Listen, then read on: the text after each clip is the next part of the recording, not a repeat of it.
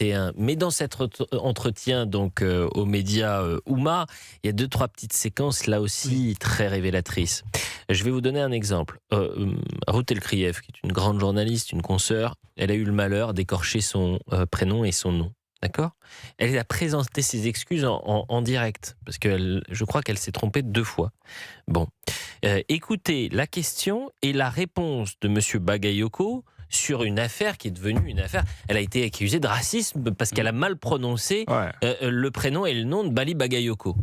Écoutez, donc moi je sais le dire, et pourtant je suis un enfant héritier de l'immigration d'origine malienne, et donc je sais être respectueux du nom des gens en fin de compte. Et la base c'est ça, donc c'est un acte délibéré, parce que de Bali passer à Balo, Bala, faut avoir soit un problème psychologique, soit il faut vraiment une détermination à vouloir écorcher les noms des gens, mais pour renvoyer à autre chose, à essayer de renvoyer en fin de compte à du mépris, à renvoyer sur le fait que c'est du discrédit, et donc c'est en cela que de manière appuyée, j'ai demandé que la récidiviste, parce qu'elle est désormais récidiviste, parce qu'elle a d'abord posé un acte, ensuite elle a tenté piètrement de s'en excuser avec des pirouettes pour reproduire en fin de compte une autre approximation de mon prénom en disant Bagui, voilà, encore on est loin de Bali.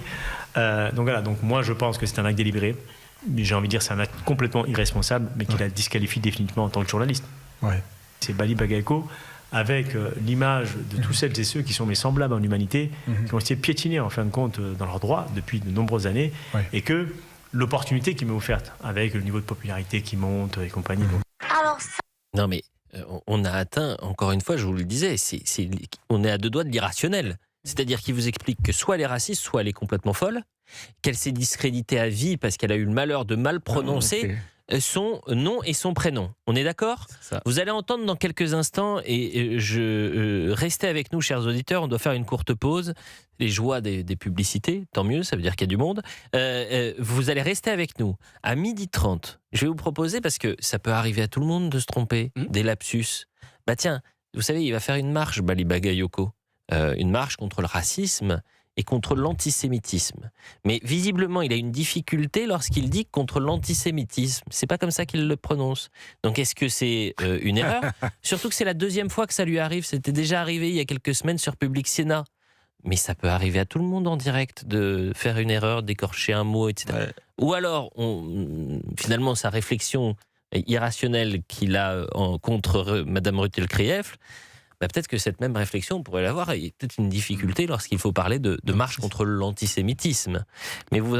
Europe 1. Elliot Deval et vous. 12h30, merci d'être avec nous pour la 2e heure d'Elliot Deval et vous. Émission en direct sur Europe 1 jusqu'à 13h, toujours avec le duo d'éditorialistes de ce samedi 9 mai, Alexandre Devecchio et Mathieu Hoc. Je vous rappelle le numéro du standard qui vous est ouvert jusqu'à la fin de l'émission, jusqu'à 13h, 01 80 20 39 21. Et on parlait de Bali Bagayoko, le maire de Saint-Denis, qui fait une nouvelle fois polémique en appelant à l'insurrection populaire en cas de victoire du Rassemblement national aux élections présidentielles de 2027, et en prenant l'exemple de la prise de la Bastille.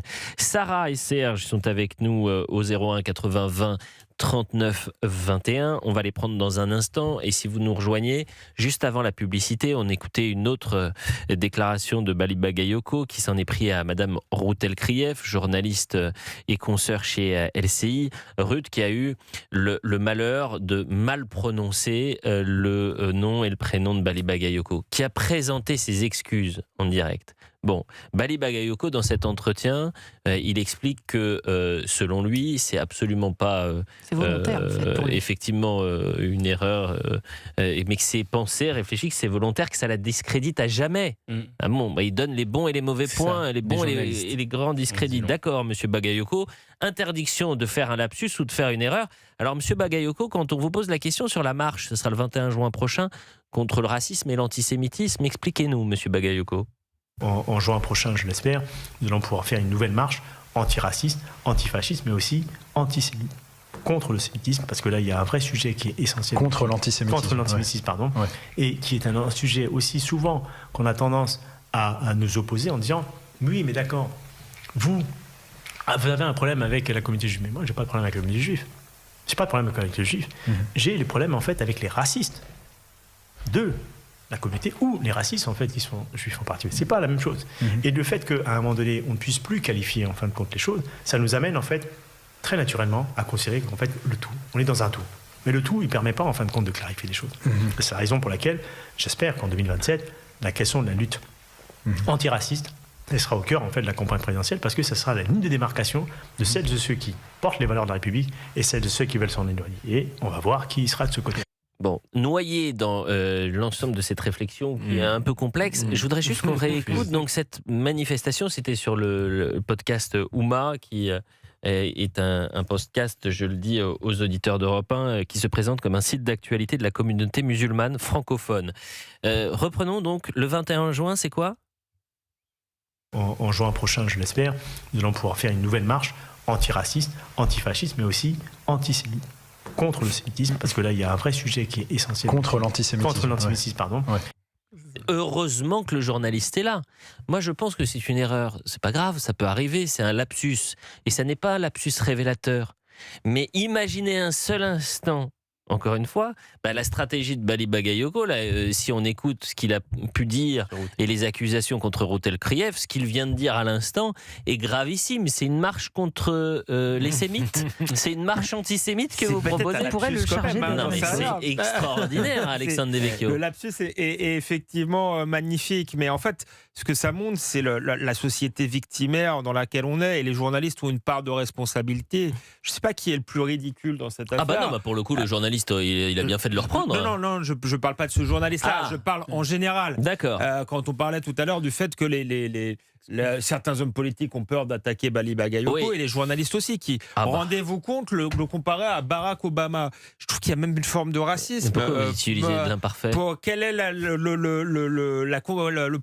le seul point de comparaison entre Bali Bagayoko et Barack Obama ? C'est la couleur de peau. Donc ces gens-là sont obsédés par la couleur de peau, et à partir du moment où Bali Bagayoko est noir, il ne faut plus le critiquer. Et c'est bizarre, Rachida Dati par exemple, moi, je me suis jamais occupé de sa couleur de peau.